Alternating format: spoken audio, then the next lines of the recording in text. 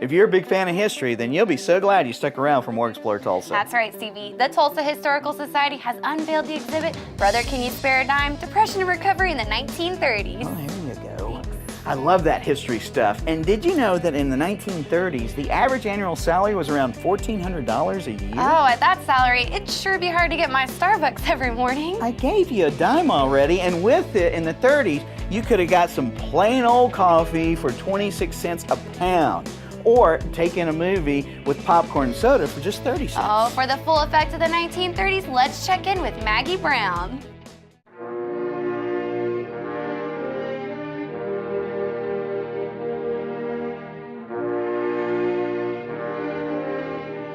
This exhibit is about what life was like in Tulsa during the 1930s. So it covers everything from industry to what was going on in the community, buildings that were being built downtown, and also what people did in their free time, entertainment, what movies were showing at the local theaters, but then also the ways that people were helping each other during the Great Depression.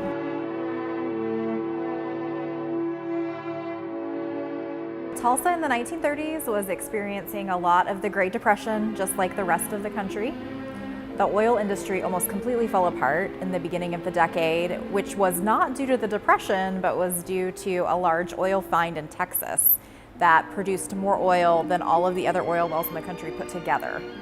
Prior to that, the price of a barrel of oil was $1.30, and by 1933, the price of a barrel of oil was 10 cents.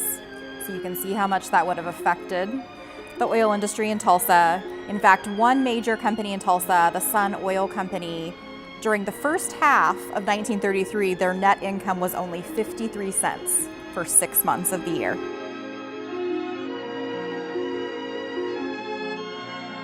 Oil was definitely still the main industry in Tulsa during the 1930s, but many people lost their jobs.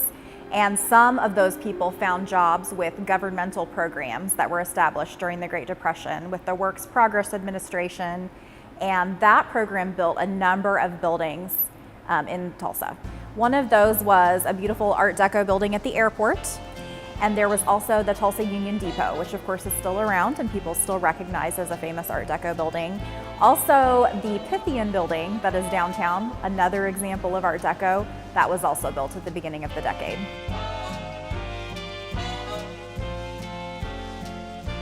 This exhibit not only has hundreds of historical photographs and lots of artifacts, but we also are featuring sounds of the decade.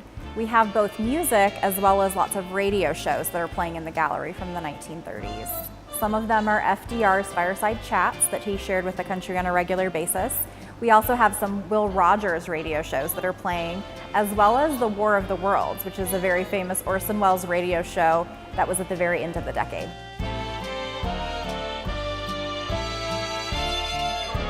I always learn lots of new facts anytime I work on an exhibit, and one of the things I learned about the Great Depression in the 1930s is that some people's lives were not as bad as we all think they were. There are lots of stereotypes about the Great Depression, and especially due to the Grapes of Wrath, the idea that everyone was part of the Dust Bowl and everyone from Oklahoma moved to California, and that really wasn't the case. Tulsa was not affected by the Dust Bowl like Western Oklahoma was, and really, although life was harder for everyone in Tulsa during the Great Depression, it wasn't as bad as movies and stereotypes make it out to be. So it's good to know that there is a difference between different parts of the country and even different parts of the state in people's experiences during the Great Depression.